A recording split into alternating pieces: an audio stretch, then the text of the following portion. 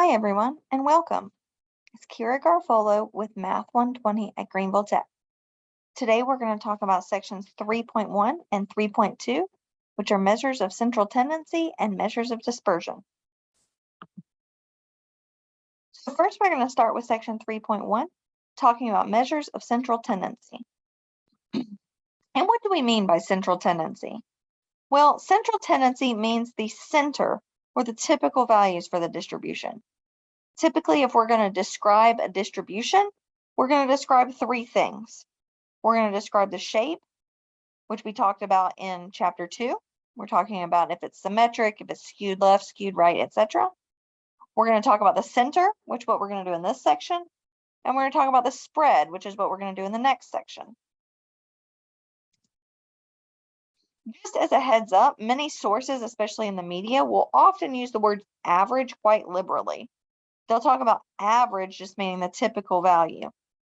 Here, we're going to talk about average as the mathematical average or the mean in this case, which we're going to learn here in a moment. Just remember, if you're reading, media, you're reading a newspaper article, you're watching the news, just make sure that you know what they mean by average because they may not interpret it quite like a statistics course would. Which brings us to the mean. The mean is the average. If you think back to other math classes you've had, I'm sure you've calculated averages before, and that is just another word for the mean. It is the most common measure of central tendency.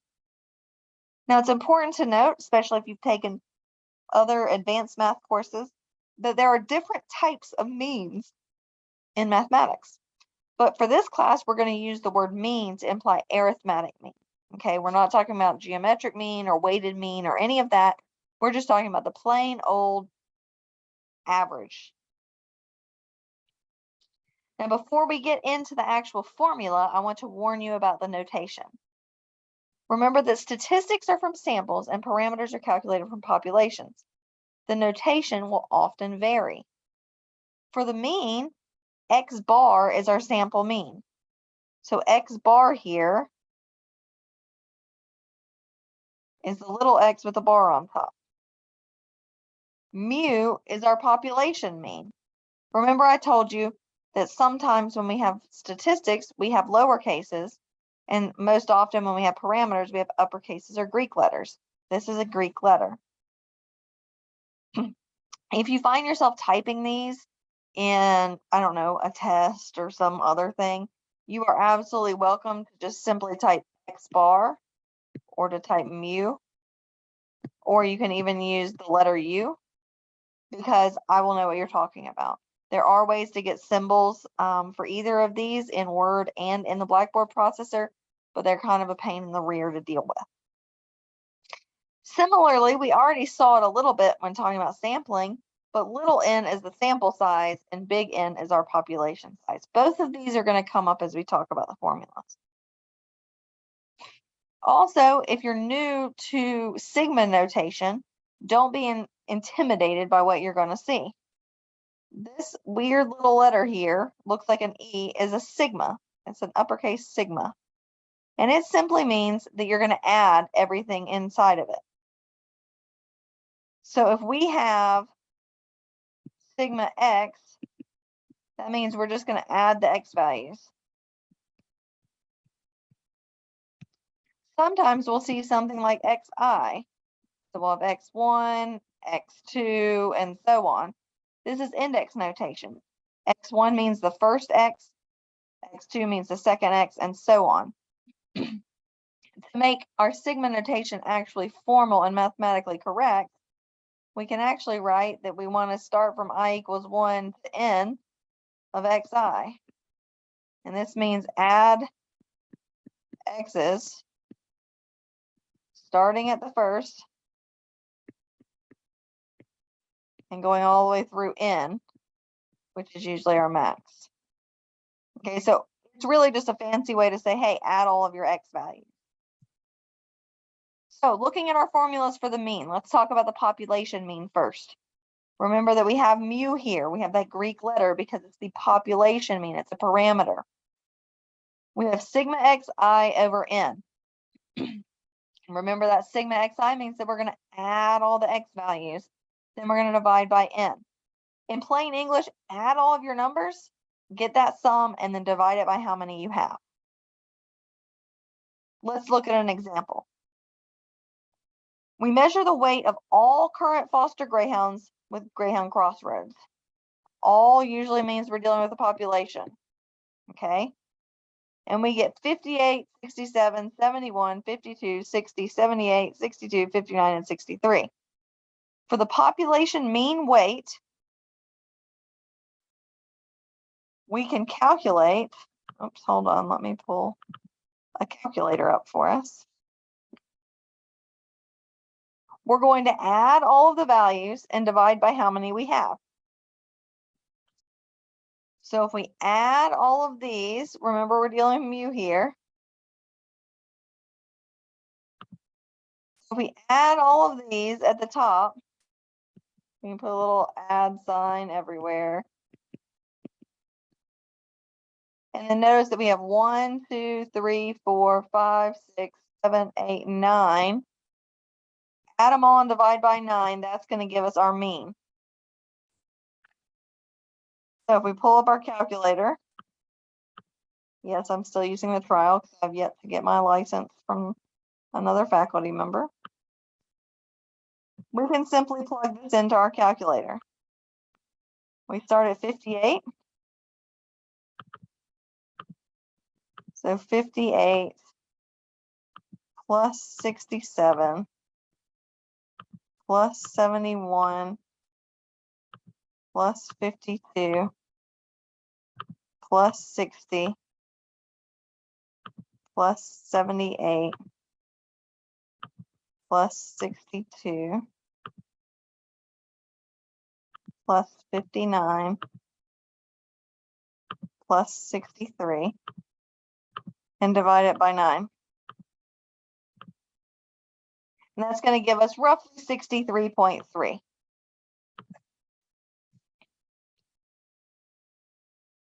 That is going to be our population mean. Now, not that that was hard math or anything, but I made a promise to you that we were going to use technology wherever possible. So, open StatCrunch and enter your values here. So we had 58, 67, I should have entered these, 71, 52,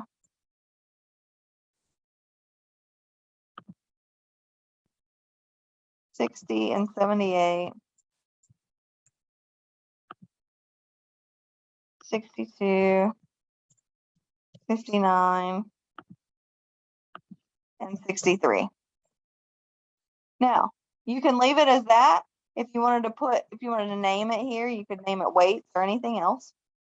But to solve this in StatCrunch, you're going to go to Stat, Summary Stats, and you're going to choose columns because you've put your data in a column. Choose weights and say, hey, you want the mean. There's nothing else that we need to do here, okay? Everything we do today is going to be in the Summary Stats columns. Choose the variable you're talking about, so choose your column and then choose what you want. Here we want the mean. Just as a heads up, if you want to choose more than one, as it says with this pop-up, you can hold Control or Shift and choose more than one. And we'll press compute. And sure enough, we see that our weights have a mean of 63.3, just like we found by hand. As a note for rounding, generally our textbook is going to tell us the final answer to give one more decimal point than what we started with. I'll be pretty clear on tests, and if I'm not, use common sense, and your homework will certainly be clear how many at once. Now, if we're dealing with the sample mean instead of the population mean, now notice that we have that X bar because we have a statistic instead of a parameter. We have a little n and we have little x's still. But the same exact thing is going on here. We're adding all of our X values and we're dividing by how many we have. It's just different notation. So for example, if we took a random sample of 5 Greenville Tech students and we recorded their height, we could find their average. I'll leave it as an exercise for you to do by hand to add them all up and divide by 5, but we can put them in StatCrunch here together. So 67, 72.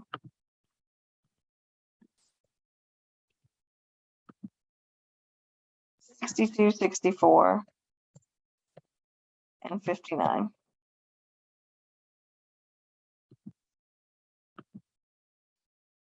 Okay. And we'll name this one heights. We go to the exact same place that we went earlier. Stat, summary stats, columns.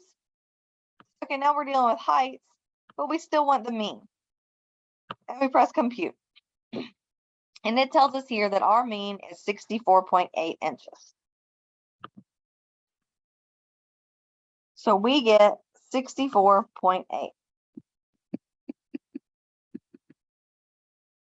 Make sure you can do this. If you want to do it by hand, that's fine, but you're going to have StatCrunch on all your tests, and I would highly encourage you to know how to do them. Now, it might help you to think about the mean as a center of gravity. And if it doesn't help you, then that's fine. But if we think about how far each observation is from that center, the mean is where it would balance. So here we have the data set 1, 2, 2, 2, 5, and 6. Okay. Our mean is 3. Even though there are 4 observations on the left and only 2 on the right, if we add up the distances, they're going to be the same. 1 is 2 away, so we have a distance of 2, and then 3, 4, 5. And here we're 2 away, and here we're 3 away, so the distances are 5. It's balancing those distances away from the center. Now, how do new observations affect the mean? Remember here that the mean is the sum of all of our observations, and we divide by how many we have. So if we know the mean of an existing n observations, and then we add a new observation, we can find the new mean without even knowing the original values. Now, if you know the original values, it's probably easiest just to go plug it into StatCrunch, recalculate the mean, and be good to go. But if all I told you was that the class average before Johnny took the test was this, and now he took it and got this, what's the new class average? You wouldn't have that raw data to work with, okay? So what you're gonna do is this is the new mean, and you're gonna take n, so your old n, and your times your old mean, add that new observation, and divide by n plus 1, because now you have one more observation. Let's look at this mathematically with an example. So we know that the mean of 5 observations, so that's going to be n, is 10. So this is x bar from those 5 observations. We had a 6th observation equal to 4, so this is going to be x6. And what is our new mean? Well, we can plug this in. We have 5 times 10 plus our new one over, we now have 6 observations. So we have 54 divided by 6, which is going to give us 9. So our average dropped 1 whole point because of that 4. I always tell my classes, I don't typically ask this. You'll see it on homework and you might see it on the test, but if you see it on the test, it'll be a bonus question. So don't get too much heartburn over this. If you have more questions about this, we can talk about it. Remember, I'm always just an email away. Now, the mean is nice, but sometimes we need other measures of central tendency. And the next one we're going to talk about is the median. The median is the middle point in the data. So it's not the balancing point of distances, it's the balancing point of how many observations are on either side. Be absolutely positive if you're doing this by hand that the first thing you do is arrange the data from smallest to largest. The median is the value that separates that lower half from the upper half. It's the value that cuts it straight in half. Notice here that it doesn't matter if I have 1, 2, 3, 4, 5 or 1, 2, 3, 4, 500. The magnitude is all that matters, what order those observations are in. Now, if you're a formula person and you're a by hand person, we can talk about how we find the median by hand. So the first thing we need to do is arrange the data in order from smallest to largest. You want to see how many observations you have. If n is odd, then the median is that middle point value. Okay, since it's going to be odd, you're going to have an even number on the left and an even number on the right, and the median is that fence post between them. If you want to find the position of it, it's n plus 1 over 2. Now notice that's not the median, it is the position of it. We'll see it in an example here in a second. If n is even, then the median is the middle of two numbers. So you take the average of the middlemost two numbers, because we don't have an even fence post where equal on the left and equal on the right. So you're going to look at the position at n over 2, and you're going to look at the next position of n over 2 plus 1. Take the average of those two values, and you'll have your median. Let's look at some examples. We're going to do them by hand, and then I'll show you how to do it in StatCrunch. So the first set that we have is 5, 10, 4, 2, 7, 3, 8. Let's put these in order first. So 2, 3, 4, 5, 7, 8, 10. Okay, so we have 1, 2, 3, 4, 5, 6, 7 observations, so it's odd. Okay, now you can look at this probably and tell me, hey, the middle fence post is 5 because I have 3 over here and I have 3 over here. So my median equals 5, and that's correct. But if you wanted to use the formula, remember that we're looking for the position of n plus 1 over 2, which is 8 over 2, which is 4. So we're looking for the fourth number in order. So this is first, second, third, fourth. Voila. Like I said, if you're a by hand kind of person, you want to see the formulas, that's what we do. Let's look at this one. 40, 50, 30, 20, 10, 10. So we have 10, 10, 20, 30, and 50. Now we have n equals 6, so it's even. We know if we folded that data in half, we'd fold it right here. So we need the middle of 20 and 30, which is 25. If you needed to add them and divide by 2, you could. Position-wise, n over 2 is going to be the third, and n over 2 plus 1 is going to be the fourth position. So we have first, second, sure enough, here's the third, here's the fourth. So our median here is going to be 25. Let's do these in StatCrunch. So we don't even have to put them in order in StatCrunch, okay? So 5, 10, 4, 2, 7, 3, 8. And the other one was 40, 50, 30, 20, 10, and 10. Now I'm going to leave them as just var 3 and var 4 so you can see. But if I go to stat, summary stats columns, just like before, I can get both of these output at the same time. I can hold shift or control and select both. And I'm going to scroll down here and say, hey, I only want the median. That's all I'm asking for this problem. And I'm going to press compute. And sure enough, my median for that first set is 5, and our median for the second set is 25, just like we found by hand.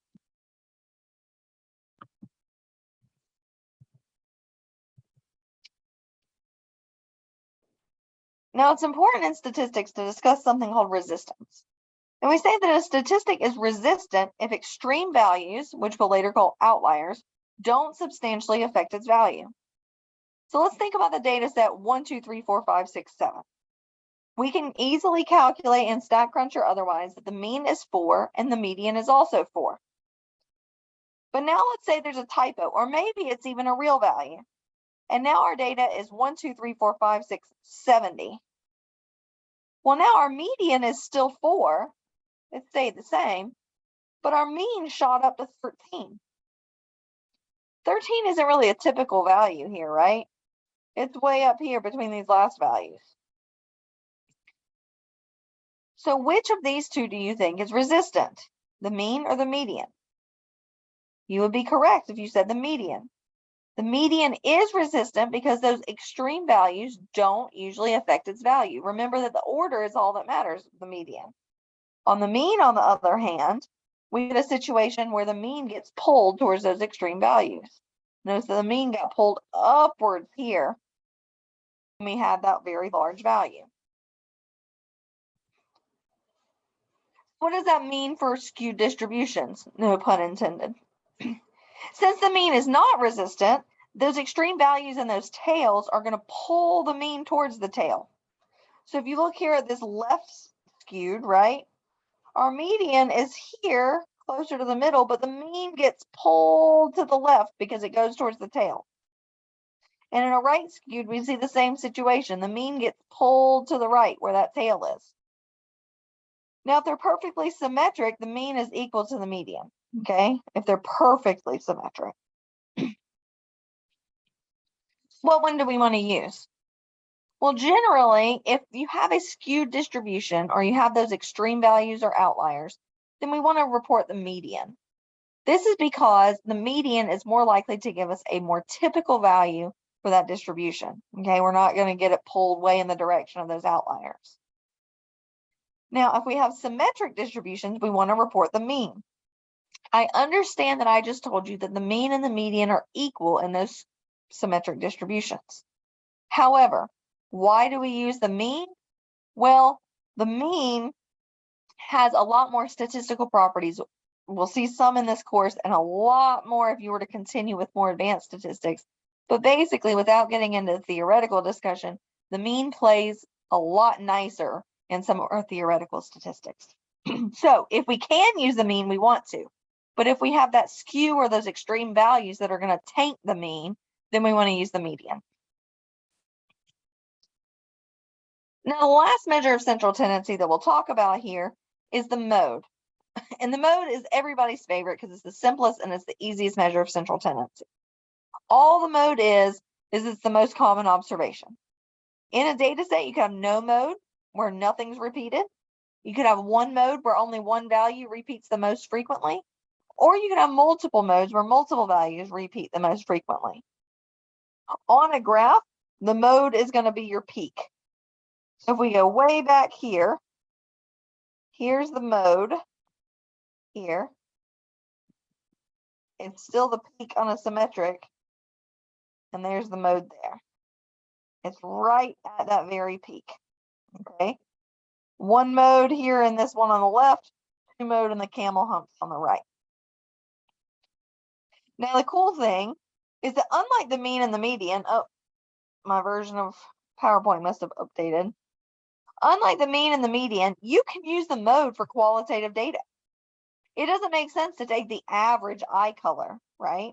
But you can tell me what eye color appeared most frequently, and that's the mode. Let's look here at some examples. Take a minute and tell me the mode here. If you said 10, you are correct, because 10 occurs twice. Everything else occurs only once. What about here? A lot of people say blue, and blue is correct, but so is purple. We have blue and purple are our means, or our modes, excuse me. I can't even speak. Blue and purple are our modes here because both of them occur twice. What about here?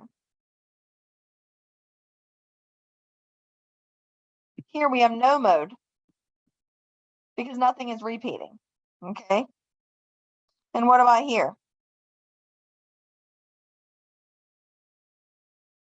Here we have 0 and we have 1 because both of them repeat 3 times. Now, keep in mind, if I had, let's say 0, 0, 1, 1, 1, 3, okay? Here, our mode is 1. Even though 0 repeats here, 1 occurs 3 times. and 0 only occurs twice. So in this case, we only have a mode of 1 because we only want to look at the most frequent. I'm not going to show you, but StatCrunch gives you in that same summary statistics list, you can also choose to output the mode. Okay, take a little break if you need it, but we're ready to move on to 3.2, which is measures of dispersion. So what is a measure of dispersion? We've talked about the shape with the skew, right? We've talked about the center with the last section that we discussed. But what about spread? We have to use measures of dispersion to discuss the spread of data. And it's important to talk about measures of dispersion because if we didn't, you can see that all 3 pictures of these are symmetric and centered in the same place, but they're all 3 very obviously different shapes, right? They're very different distributions, and it's how spread out they are. So today we're going to focus on the range and standard deviation and variance, and then we'll talk about one other measure called the interquartile range in section 3.4. Now the range is our simplest measure of dispersion. Everybody likes the range the same way they like the mode. It's easy. To calculate the range, you're going to take the largest value minus the smallest value. Okay? StatCrunch will output that for you too. It's in that same long list of summary stats. So here in this example, 250 is our largest, 125 is our smallest, so 250 minus 125 gives us a range of 125. It is coincidental that it's the same value as the smallest, that's just the difference. Now there's some pros and cons to the range. Pro is that it's super duper easy to calculate, but that's kind of its only pro. It only considers those 2 data values, right? It only considers the min and the max. This makes it extremely vulnerable to those extreme values, which means it's not at all resistant, okay? It is defined by its outliers because it's defined by those extreme values.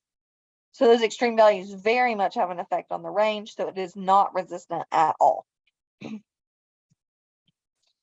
the standard deviation is probably the most common measure of dispersion that we see. And for some reason, students are terrified of the phrase standard deviation. Standard deviation is based on how far, it's the deviation from the mean. And all that means is how far observations are from the mean. By definition, our deviations sum to 0 because remember, we want that weight on either side of the mean to be 0 or to add up to be the same weight. So if we just subtracted the distances for everything and added them up, we'd have some on the left side, some on the right side, the positives and the negatives would cancel, and we'd be left with 0. So there are other options that exist, but they're just not as helpful as the standard deviation, as we're going to see. We can think about the standard deviation as the typical deviation from the mean. It's not a perfect average, but it's just how far we would expect a random observation to fall from the mean.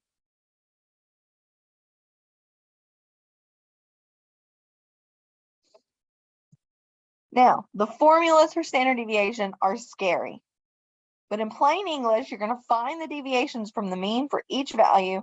You're going to square that difference so that we don't get the positives and negatives canceling out because squaring is going to make everything positive. We're going to add all those up and we're going to divide by how many we have. Then finally, we're going to take the square root. There are 2 different formulas. They're mathematically equivalent, and they're going to give you the exact same solution if you do them. They both look complicated, but if we separate the work by tables, they're a lot easier.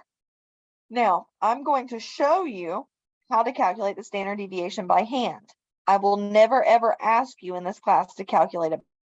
However, I think it's very important that you see where it comes from so that you can appreciate StatCrunch a little more and feel like you know a little more about what you're talking about.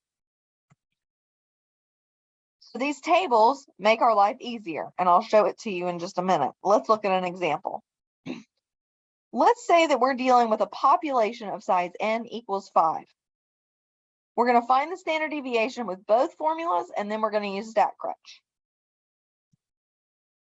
So let's go back to our tables here, and let's use our values. So we know that we're dealing with 1, 2, 3, 4, and 5 as our x values. And you can calculate the mean pretty easily to see that it's 3. I won't waste your time with that. In this next column, we need to find x, so each value minus the mean. So 1 minus 3 here is going to be negative 2. 2 minus 3 is going to be negative 1. 3 minus 3 is 0. 4 minus 3 is 1. And 5 minus 3 is 2.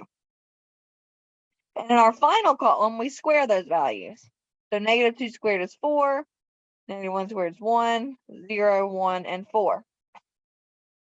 The sum of this column right here is actually this whole piece in this numerator right here. So 4 plus 1 plus 0 plus 1 plus 4 is going to be 10. So we're going to get the square root of 10 over 5, because we have 5 observations, which is going to be the square root of 2. Okay? That's our population standard deviation. We can do it using the other formula too. Remember, we had observations 1, 2, 3, 4, and 5. X squared is going to be 1, 4, 9, 16, and 25. Okay? And we need to sum both of these. So 1 plus 2 plus 3, these are going to give us 15.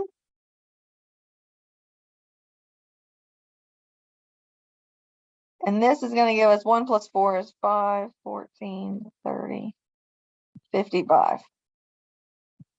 So if we plug this in, sum of the squared x's is 55 minus 15 squared over 5. All of that over 5.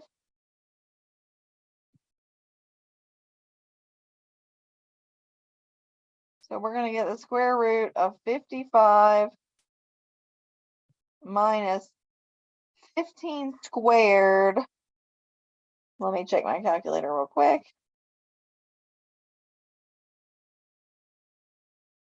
It's 225. Divide that by 5 is 45, which is what it should be. Because then we see that we get square root of 10 over 5, which is the square root of 2. So see that if we do them carefully, we get the same answers for both. Both ways, we got sigma equals the square root of 2. Fun, right?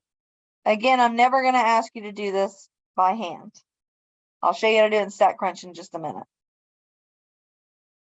Now, let's say that we have a sample, because most commonly we're going to be working with sample information, right?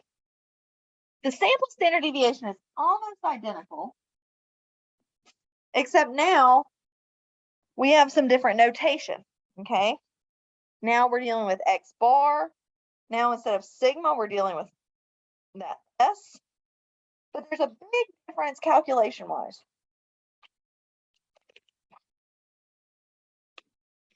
Look at your denominator. Instead of just having n, now we have n minus 1. And that's going to make our value slightly different. So we can use the same tables with updated notation to calculate our sample standard deviation. If we want to do the same example earlier, but assume we are dealing with a sample now instead of population, we can do the same thing. And I'll show you what we get. Remember, the mean here is 3. So now we're taking x minus x bar. We're going to get all these same answers here.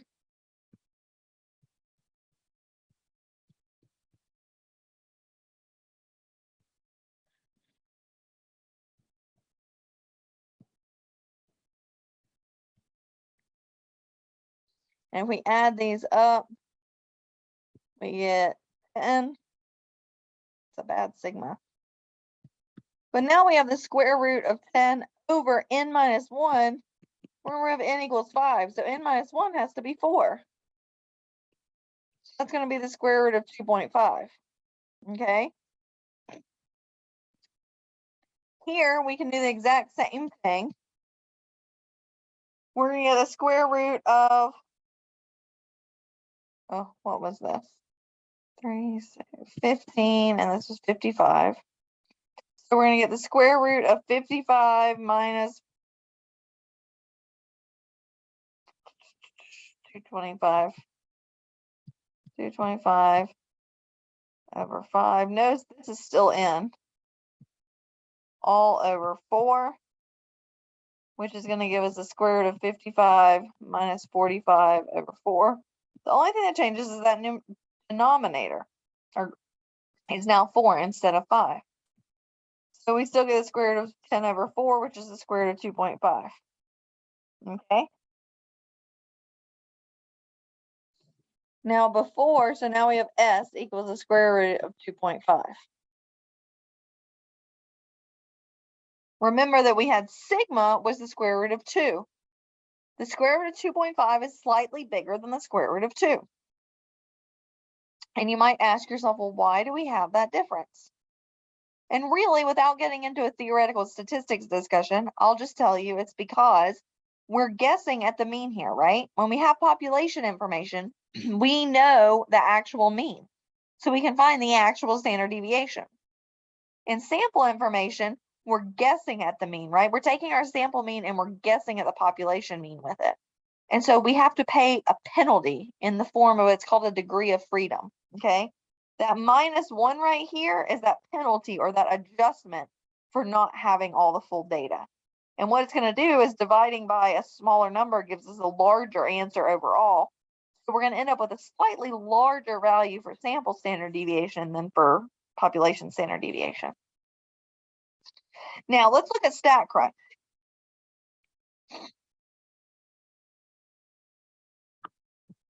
If we go into StatCrunch, I'm just going to name it standard deviation examples. We had 1, 2, 3, 4, and 5 in both cases.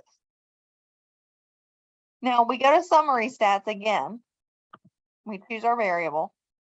If we look here, we see a standard deviation. We need to be very careful here. That is the sample standard deviation. If we scroll all the way down here, we see something called unadjusted standard deviation. And unadjusted standard deviation is our population standard deviation. So it is crucial, remember there are different numbers. It is crucial that you know from your data if you're dealing with a sample or a population so that you choose the proper one. Okay. Standard deviation, the one that you're going to see first, assumes a sample because we're assuming most of the time we're working with samples. Unadjusted does not make that -1 adjustment at the bottom, and it is for population standard deviation. We can calculate both of them here.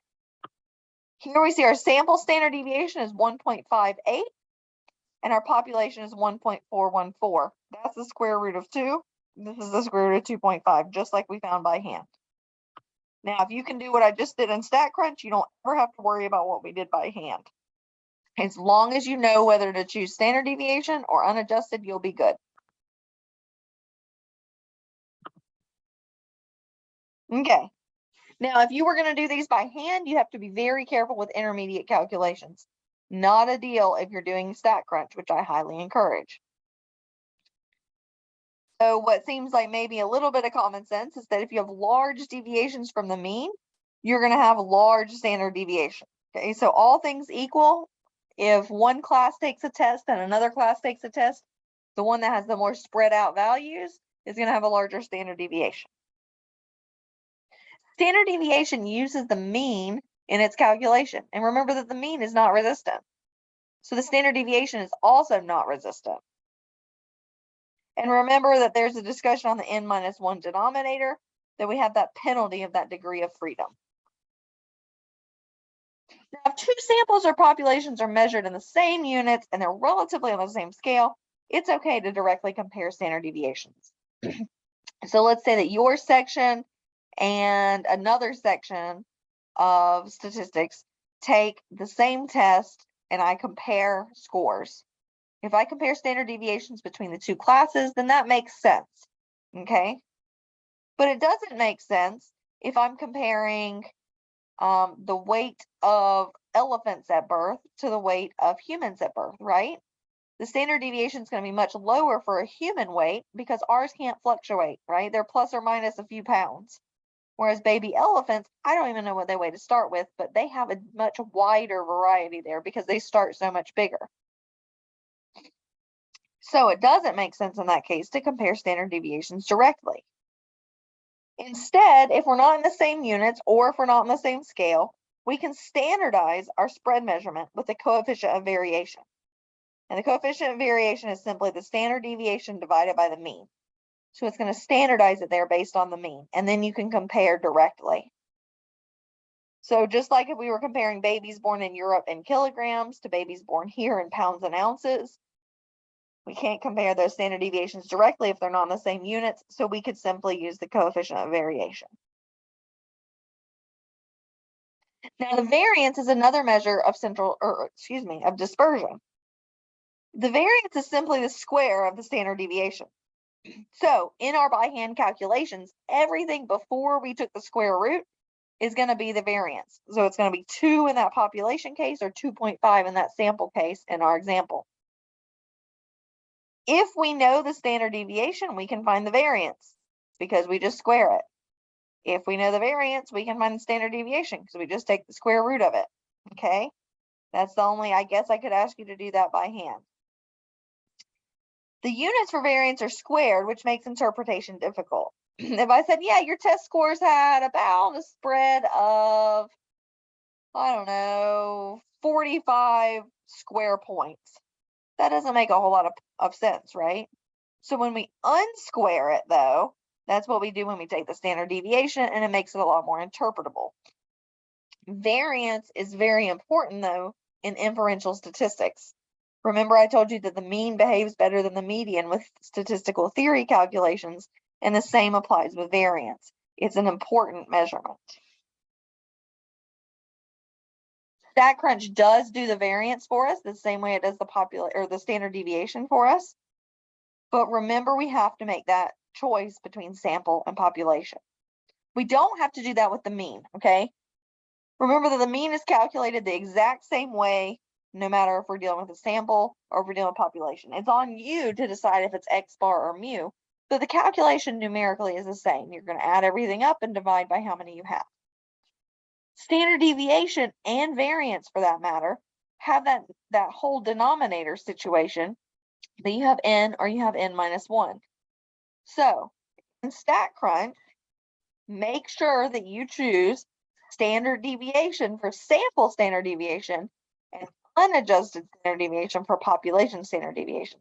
Same thing goes for variance. Unadjusted variance is your population. What you see just for variance is your sample. What do you need to calculate by hand for a test? Well, not much, okay? You're going to want to know, I mean, you might like to do some of it by hand, but honestly, you're going to have StatCrunch, so use it, okay? Remember I told you if the variance is 169, then you can tell me that the standard deviation is 13 because you're going to take the square root. Or if I tell you that the variance is 4, you should be able to tell me the standard deviation is 2. If I tell you the standard deviation is 5, you should be able to tell me that the variance is 25 because you're going to square it and go the other way. Otherwise, there's really not much that you need to do by hand. You can use StatCrunch for everything. There are 2 more things that we can do here once we have central tendency and spread. The empirical rule is an important piece of statistics before we get to the normal distribution in the next unit. And in the empirical rule, it tells us, it's often called the 68, 95, 99.7 rule. Okay? It tells us that 68% of observations in a bell-shaped, we must have a bell-shaped distribution. Okay? In a bell-shaped distribution, about 68% of the observations are going to fall within 1 standard deviation. It's also going to tell us that about 95% fall within 2 standard deviations of the mean. And lastly, it's going to tell us that 99.7% of data are within 3 standard deviations. So almost everything is within 3 standard deviations of the mean. Okay? When I say within, I mean, if we're talking about 2, we have 2 to the left and 2 to the right. So 2 times sigma.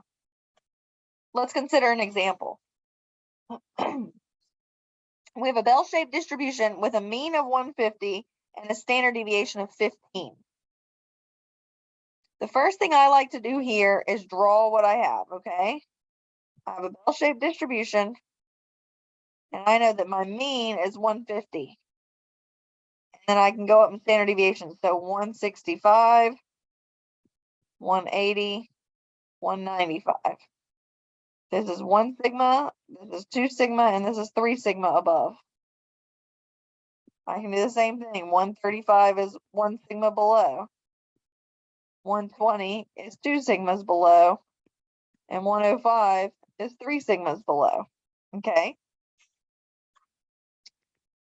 So I know that 68% of observations lie between which two values? Well, I know that 68% lie within 1 standard deviation. So I know that 68% lie between 135 and 165. So about 68% fall between 135 and 165. 95% of observations lie between which two values? Well, I know that 95% lie between 2, minus 2 and plus 2 standard deviations. So that's going to be within 2 standard deviations. And if I look at what I've already drawn, 2 standard deviations below is 120, and 2 standard deviations above is 180. Now, what percentage of observations lie between 105, so way down here, and 195? Well, here I'm talking about within 3. And we know from the empirical rule itself is that about 99.7% lie here. Because remember, it's 68, 95, 99.7. Students miss these questions on tests way too frequently, okay? Make sure you can answer this. Draw it out if you need to, okay? Now, what if we don't have a bell-shaped distribution? Well, then we can use what is called Chebyshev's inequality. And this means that we can use it for any distribution, not just bell-shaped. But there's a sacrifice. It just tells us the minimum percentage of observations within a set number of standard deviations is 1 minus 1 over k squared times 100. So this means that within 2, we're going to have 1 minus 1 over 2 squared times 100%, which is going to be 1 minus 1 over 4. So that's going to be 75% of observations. Okay? So it says, hey, at least 75% are going to be within 2. Now remember, if we had a bell-shaped curve, we knew that about 95% were within 2 standard deviations. And Chebyshev says, well, I don't know about that, but I can tell you that at least 75%. Okay? So obviously, if you have a bell-shaped curve, use it. But if you don't, you're going to want to use Chebyshev's because it's better than nothing. Now, if you're talking about 1 standard deviation, remember that the empirical rule tells you that about 90 or about 68%, right, within 1 standard deviation. Chebyshev's isn't as useful. If we know we don't have a bell shape, or if we just don't know if we have a bell shape, if we have k equals 1, then we're going to have 1 minus 1 over 1 squared times 100%, which is going to be 0%. Hey, at least 0% are within 1 standard deviation. Like, that's not helpful at all, right? Thanks, Chebyshev's. So really, that's going to be more important for above 1. Let's repeat our earlier example, okay? But we don't know anything about the shape of the distribution. So let's draw the distribution. Remember, we don't know the shape, but we can still draw the mean, okay, of 150. And we can go up to 165, 180, and 195. So 3 sigma, 2 sigma, and 1 sigma. And we can drop down also 135, 120, and 105. 3 sigma below, 2 sigma below, and 1 sigma below. Okay. So this says, well, at least what percentage of observations must lie between 120, so must lie between here and 180.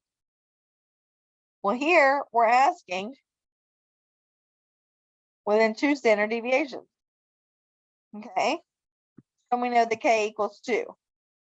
And remember that 1 minus 1 over k squared times 100%. 1 minus 1 over 2 squared. And that's going to give us 75%. So at least 75% will be the case.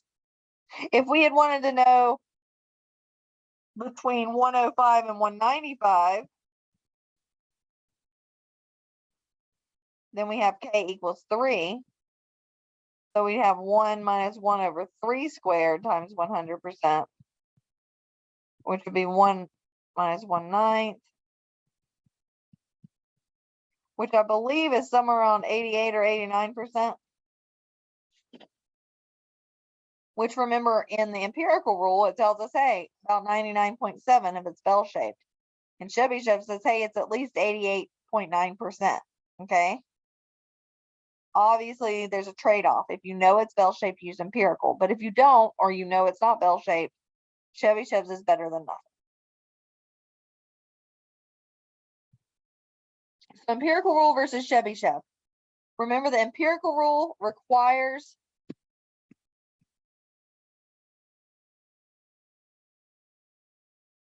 the bell shape. And Chebyshev works for any distribution. So that's nice. Approximate is the empirical rule. And Chebyshev tells us that it's just at least, okay? Think about this in terms of our examples. Remember, it is better to use the empirical rule if we can, okay? So if we have k equals, that's a mess up. We have k equals 1. We're going to have about 68% for empirical. It's not really helpful for it's at least 0% for Chebyshev's. K equals 2, we saw this is about 95%. And this is at least 75%. And k equals 3, the empirical rule says, hey, it's about 99.7%. And Chebyshev says, hey, it's at least about 89%. You can definitely see that empirical is beneficial if you know it's bell-shaped. Make sure you practice these. There'll be old exams posted and old test questions posted. And these are high value point questions that a lot of people miss. Make sure you study these. That's all I have for you today. So if you have any questions, remember you can reach out to email. There's the Math Lab. There's all kinds of resources in our Blackboard shell. And otherwise, thanks for listening. I will see you guys soon.